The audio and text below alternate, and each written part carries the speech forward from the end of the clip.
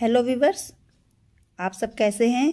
आशा करती हूँ आप सब अपनी क्लास पर ध्यान दे रहे होंगे। तो आज हम बहुत ज़्यादा देर ना करते हुए अपनी क्लास की तरफ चलते हैं और आज हम पढ़ेंगे उत्तर प्रदेश के मुख्यमंत्रियों के बारे में। 1947 से लेकर अब तक के जितने भी मुख्यमंत्री हुए हैं सबके बारे में आज हम पढ़ेंगे। स्टूडेंट्स, मैं आपका अपने आसिया क्लासेस चैनल में स्वागत करती हूँ। ये चैनल उन सभी स्टूडेंट्स के लिए एक फ्री प्लेटफार्म है जो किसी भी कारणवश, चाहे वो फीस की प्रॉब्लम हो या आने जाने की प्रॉब्लम हो के कारण वो कोचिंग सेंटर तक नहीं जा सकते हैं। स्पेशली ये चैनल उन गर्ल्स के लिए बहुत उपयोगी है जो दूर दराज गाँव में रहती हैं। उनके परिवार वाले आजकल के इस दूषित वातावरण में इस समय अकेले शहरों में भेजना नहीं चाहते हैं। शहरों में उनको रहने की परमिशन नहीं देते हैं। यदि ये चैनल और उसके वीडियो आपके लिए उपयोगी हैं तो आप चैनल को लाइक कीजिए, सब्सक्राइब कीजिए और अपनी फ्रेंड्स के साथ शेयर करना बिल्कुल भी मत भूलिए। और सिद्ध कर दीजिए कि शिक्षा पर केवल अमीरों का, पैसे वालों का ही अधिकार नहीं है।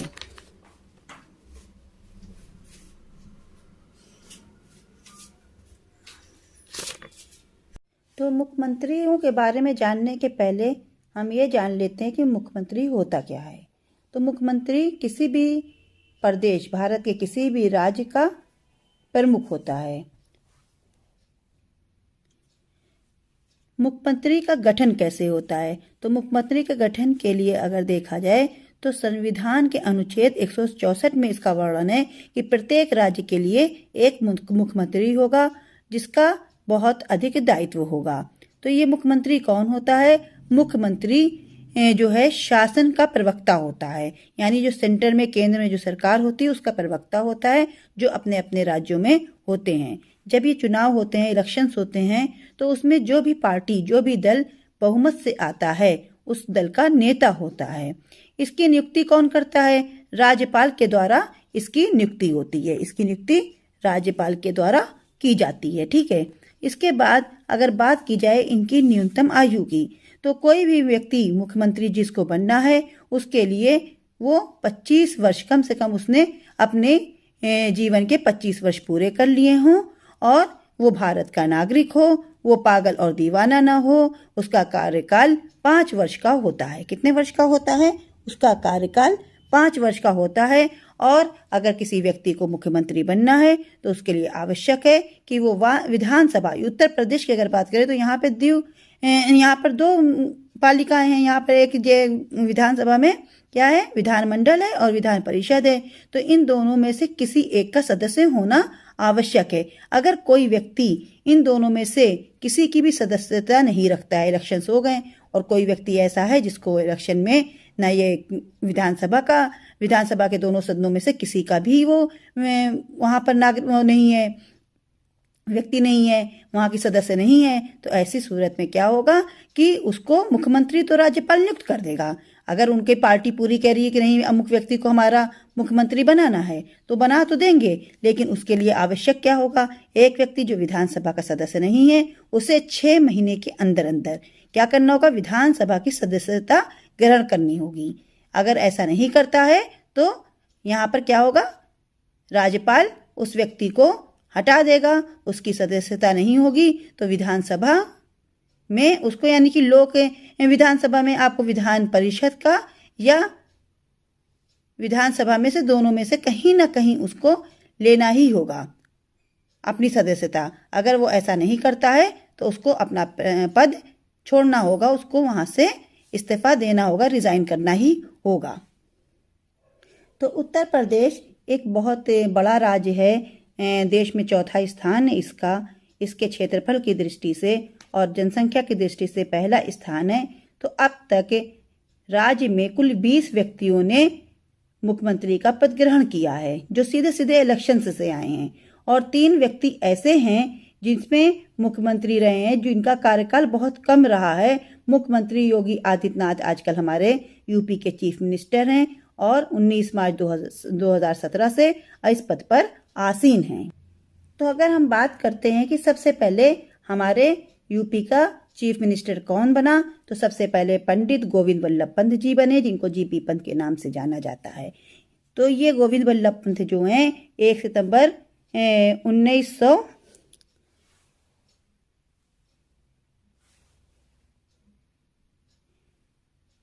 26 जनवरी 1950 से 27 दिसंबर 1954 तक हमारे देश के हमारे राज्य के मुख्यमंत्री थे। और इनका ये उत्तर प्रदेश के मुख्यमंत्री प्रथम थे, भारत के चौथे गृह मंत्री थे।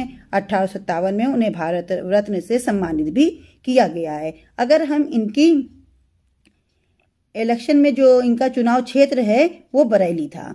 दूसरे नंबर पे आते हैं संपूर्णानंद। संपूर्णानंद का तो सभी छात्र जानते ही हैं कि ये क्या है, एक बहुत साहित्यकार हैं, सर्वमुखी प्रतिभा वाले साहित्यकार हैं, अध्यापक थे, उत्तर प्रदेश के दूसरे मुख्यमंत्री थे, हिंदी के पक्षधर थे। इनको हिंदी के लिए समाजवाद पुस्तक पर मंगला प्रसाद पुरस्कार भी दिया गया था। और 1940 में वे अखिल भारतीय हिंदी साहित्य सम्मेलन के सभापति भी निर्वाचित हुए। लंबे समय तक उन्होंने नागरिक प्रचारणी सभा की अध्यक्षता भी की।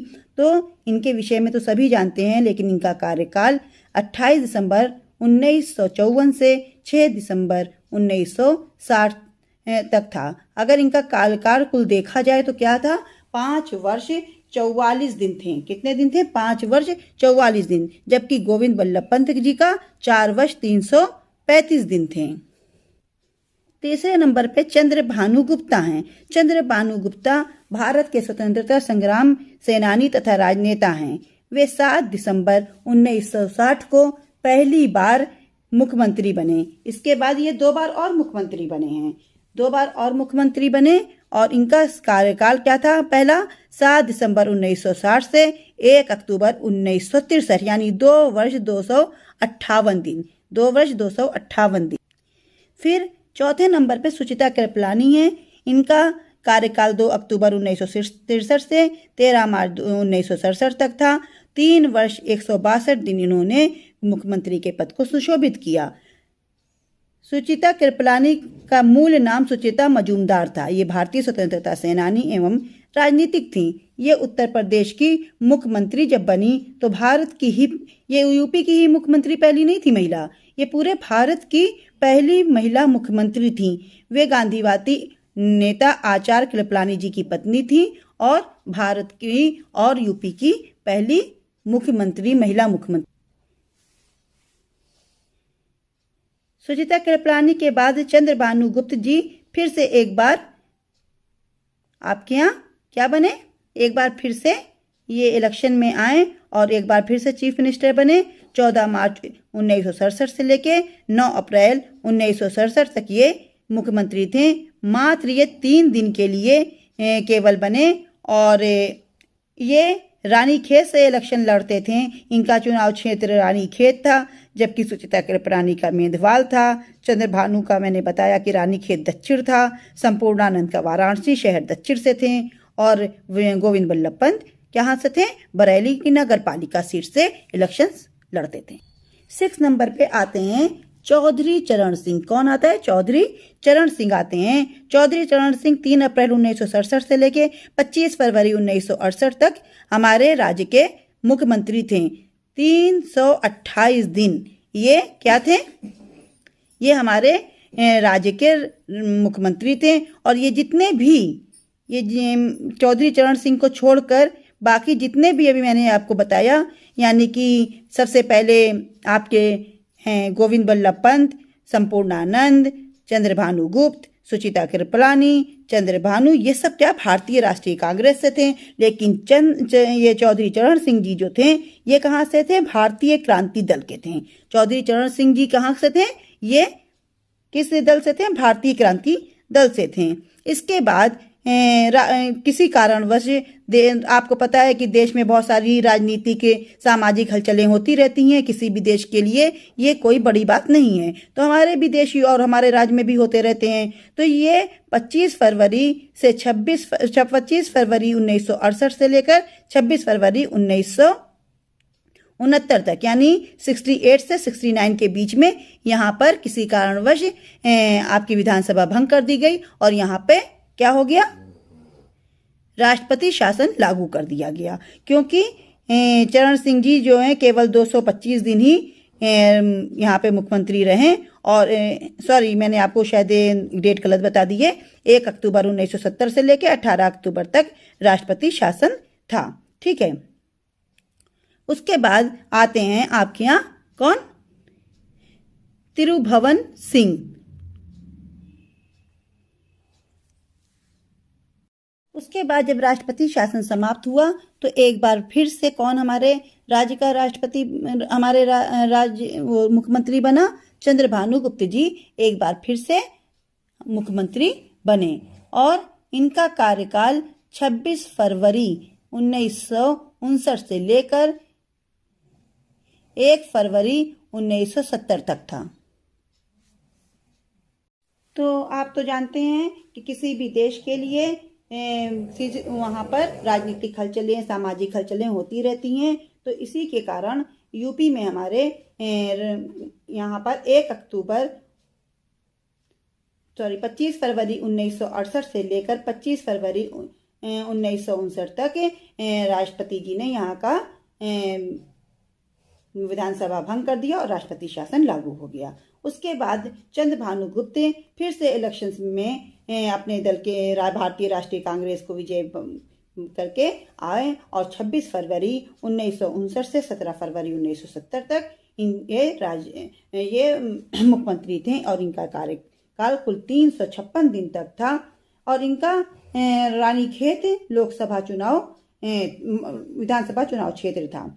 अगले नंबर पे इनका चरण सिंह आए और इनका चुनाव क्षेत्र छपरौली था। चौधरी चरण सिंह का छपरौली था। 18 फरवरी 1970 से 1 अक्टूबर 1970 तक ये मुख्यमंत्री के पद पर थे और 225 दिन तक भारतीय क्रांति दल के ओर से ये मुख्यमंत्री के पद पर थे। राजनीतिक हलचलों के चलते फिर से एक बार राज्य में राष्ट्रपति शासन लागू हुआ। 1 अक्टूबर 1970 से 18 अक्टूबर 1970 तक, यानी मात्र 17 दिनों के लिए फिर से यहाँ पर राष्ट्रपति शासन लागू हो गया। तो राष्ट्रपति शासन के बाद तिरुभुवन सिंह 18 अक्टूबर 1970 से 4 अप्रैल 1971 तक हमारे राज्य के राज्यपाल थे और उसके बाद कमलापति त्रिपाठी 4 अप्रैल 1971 से 12 जून 1973 तक ये मुख्यमंत्री थे।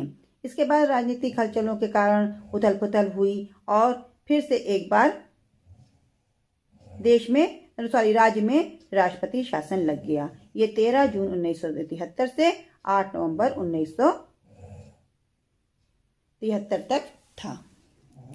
11 नंबर पर फिर से हेमवती नंदन बहुगुणा जी हमारे राज्य के मुख्यमंत्री बने। 8 नवंबर 1973 से 30 नवंबर 1975 तक ये मुख्यमंत्री के पद पर थे। कौन? हेमवती नंदन बहुगुणा। लेकिन फिर से एक बार राष्ट्रपति शासन लागू करना पड़ा सरकार को, राष्ट्रपति को। 30 नवंबर 1975 से 2 जनवरी 1976 तक यहाँ पर राष्ट्रपति शासन था। और जब फिर इलेक्शंस हुए तो 21 जनवरी 1976 से 30 अप्रैल 1977 तक एनडी तिवारी यानी नारायण दत्त तिवारी फिर से मुख्यमंत्री बने। लेकिन फिर से ये 30 अप्रैल 1977 से 23 जून 1977 क्योंकि इमरजेंसी लागू हो गई थी तो राष्ट्रपति शासन फिर से लगाना पड़ा।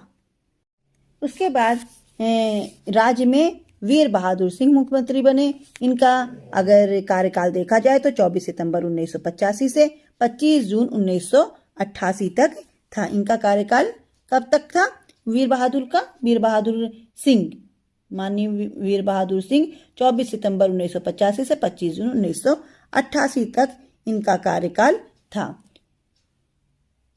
नारायण दत्त तिवारी एक बार फिर से सरकार में आए और 25 जून 1988 से 5 सितंबर 1989 तक ये हमारे राज्य के मुख्यमंत्री थे। फिर मुलायम सिंह जी का ये दौर आया। मुलायम सिंह जी भी मुख्यमंत्री थे यहाँ के। आपको पता है कि मुख्यमंत्री मुलायम सिंह यादव 5 दिसंबर 1989 से 24 जून 1991 तक मुलायम सिंह यादव उत्तर प्रदेश के मुख्यमंत्री थे। मुलायम सिंह के बाद कल्याण सिंह की सरकार बनी और कल्याण सिंह जो थे वो माननीय कल्याण सिंह 24 जून 1991 से 6 दिसंबर 1992 तक ही केवल रहे। लेकिन इसके बाद ये फिर कई बार बने हैं, लेकिन किसी कारणवश राजनीतिक हलचलों के कारण राष्ट्रपति शासन लागू होता है 6 दिसंबर 1992 से 4 दिसंबर 1993 तक। यहाँ पर कुल मिला के ये राष्ट्रपति का कार्यकाल लगातार 6-6 महीने में बढ़ा करके पूरे लगभग 1 साल में 2 ही दिन बचे थे, तब तक राष्ट्रपति शासन था। उसके बाद मुलायम सिंह की सरकार एक बार फिर से बनती है और मुलायम सिंह की सरकार इस बार 4 दिसंबर 1993 से 3 जून 1995 तक हुआ। उसके बाद सुश्री मायावती जी इसे चीफ मिनिस्टर की सीट पर आती हैं और 3 जून 1995 से 17 अक्टूबर 1995 तक सुश्री मायावती जी की सरकार थी। सुश्री मायावती जी की सरकार थी। एक बार फिर से राष्ट्रपति शासन लागू हुआ और राष्ट्रपति शासन इस बार 2 बार लगा लगातार 18 अक्टूबर 1995 से 17 अक्टूबर 1996 तक और 16 अक्टूबर 1996 से 21 मार्च 1997 तक। तो कुल मिलाकर 2 बार राष्ट्रपति शासन लागू हुआ।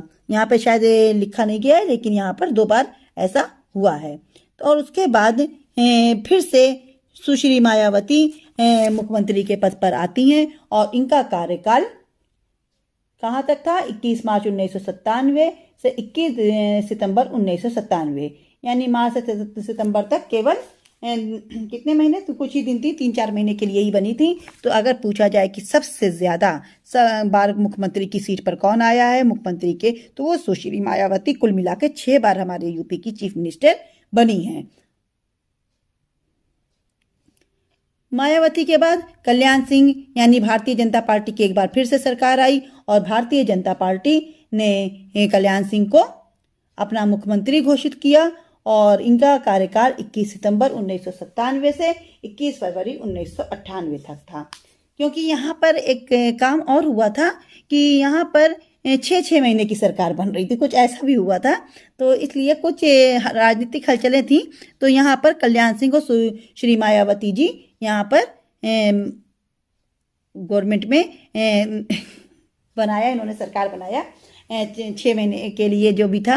तो कल्याण सिंह एक बार फिर से चीफ मिनिस्टर बने। इसके बाद जगदम्बिका पाल चीफ मिनिस्टर बने मुख्यमंत्री 21 फरवरी 1998 से 23 फरवरी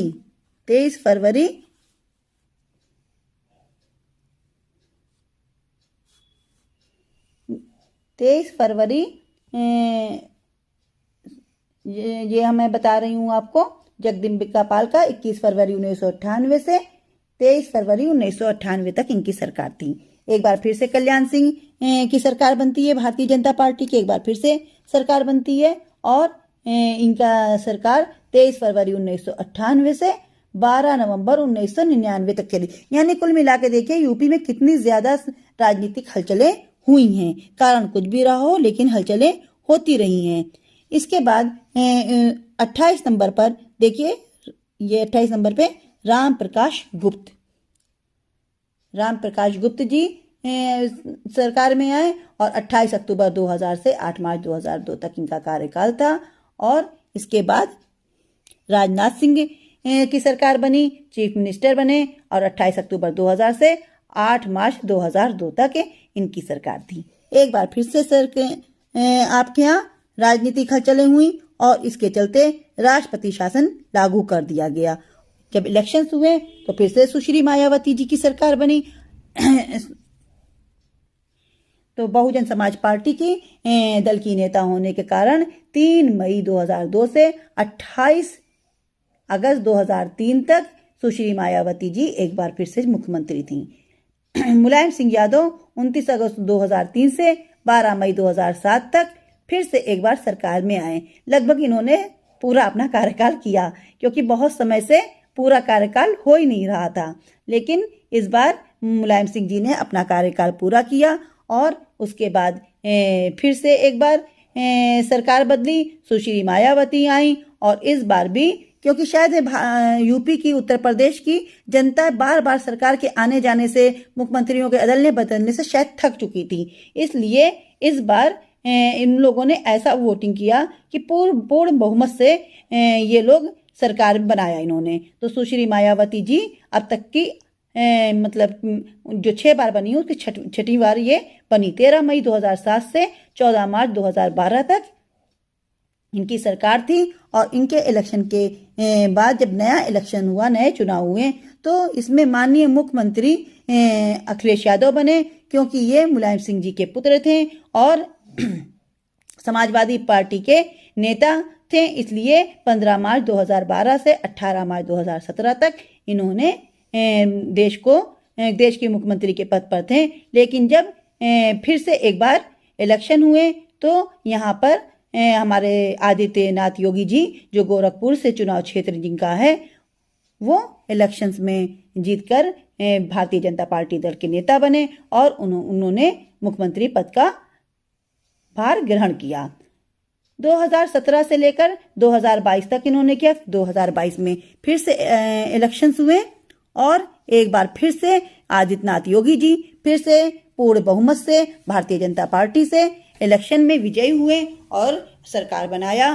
तो आदित्य योगी आदित्यनाथ जी पिछले 2017 से लेकर वर्तमान समय में योगी आदित्यनाथ जी मुख्यमंत्री हैं। आशा करती हूँ ये वीडियो आपके किसी न किसी काम में जरूर आएगी। आने वाली यूपी की परीक्षाओं में यूपी से जो क्वेश्चन किए जाएंगे, उसमें से शायद कोई क्वेश्चन इसमें से फंस भी सकता है, नहीं भी फंसता है, तो कहीं ना कहीं ये आपके लिए काम की जरूर जानकारी है। अगर आपको ये जानकारी पसंद आती है तो आप प्लीज इसको लाइक करिए, चैनल को सब्सक्राइब करिए, हमारे चैनल को और हमारे वीडियोस को शेयर करिए, अपनी फ्रेंड्स के साथ शेयर करिए, अपनी फैमिली मेंबर्स के साथ शेयर करिए और अपनी जानकारी को बढ़ाइए। Thank you for watching.